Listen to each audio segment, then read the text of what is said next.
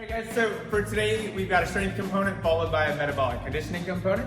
So we will be snatching for our strength component.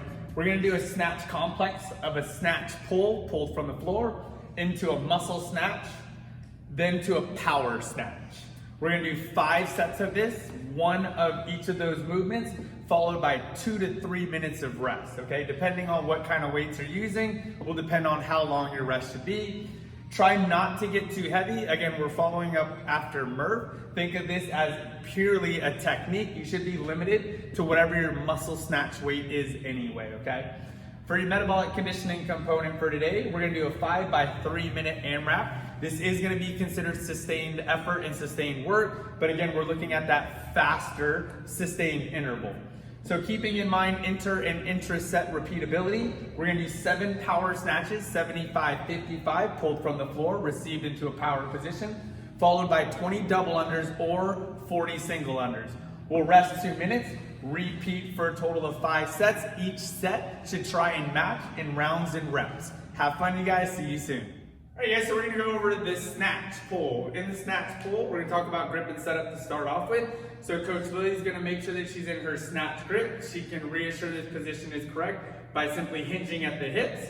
The PVC pipe or the barbell should sit firmly right into the hip crease with the arms straight and extended. She'll stand tall. She can also double check this position by bringing one leg up. And again, the bar of the PVC pipe should sit right inside of that hip crease. She should have a hook grip, so her thumb is down, her fingers are wrapped over. Good. From this position now, she's gonna think of having newspapers in the armpit. Her elbows are gonna face slightly out, and her knuckles are gonna be down. Her chest and her eyes are gonna be up over the horizon. Her feet are gonna be roughly about shoulder width apart into her jump or her land stance, depending on her limb length. From this position, I'm gonna have her go all the way down to her bottom or start position. From here, what we're looking at now is that her knees are in line with her toes.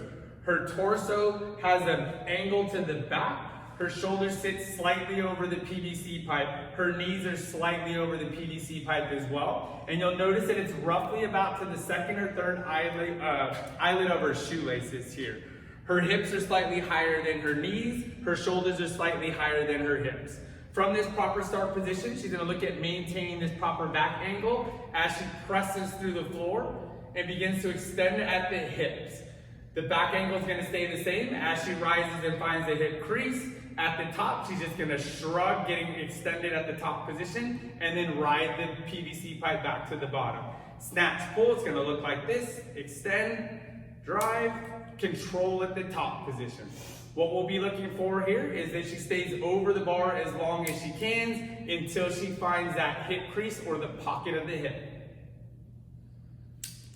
All right, so now we're gonna talk about the muscle snatch. A couple reasons that we're gonna do the muscle snatch. 1, we're gonna do it to build some back strength. 2, we're gonna develop a solid turnover to the receiving position. 3, we're also gonna focus on big hip extension since we don't have the ability to jump, creating a lot of velocity on the bar, okay? So again, we're gonna look at big hip extension, turn over that barbell, and development of strength at the back. So at that start position again, Lily's gonna go back down, butt down, chest up, knees are slightly covering, shoulders are slightly covering the barbell or PVC pipe, eyes are up over the horizon, chest is up, hips have tension.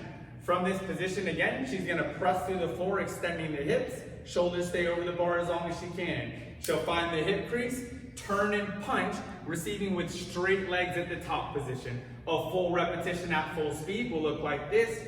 Solid drive, focus on mechanics, pass through, turn and punch aggressively to receive. So now we're gonna work on our power snatch. Power for us is gonna identify her receiving position, ensuring that her hip crease is slightly above parallel to the knees. Again, when it comes to weightlifting, a power position is actually to be considered a more challenging movement than a squat position due to the travel of the bar height being higher in that receiving position. So in her start position again, her feet are roughly about in her jump stance or her land stance if comfortable. Knees in line with toes.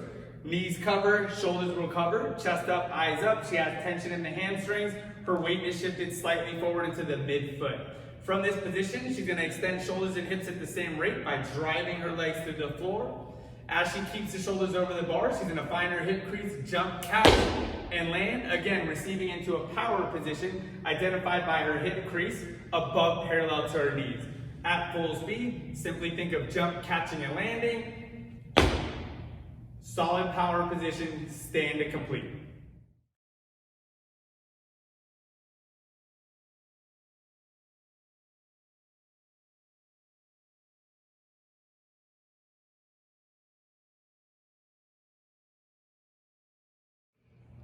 For your double unders, guys, we want to make sure that we keep feet and legs connected. Elbows are going to be pulled in tight. Hands will be slightly in front of the body. We're going to be pressing with our wrists, pressing the rope into the ground. We want the rope to double pass under our feet for each jump. Nice tall chest.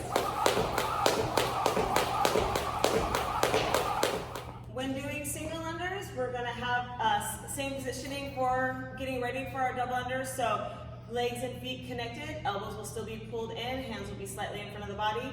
We're pressing from the wrist, pressing the rope into the ground, doing a single pass for each jump. Nice tall chest, nice tall jumps. To work on double unders on our timing and endurance, we can do what we call a jump double clap. So we're gonna have legs and feet connected, nice tall torso, we're gonna have a nice tall jump. At the top of that jump, we're gonna keep the arms close and double clap the thighs at the top.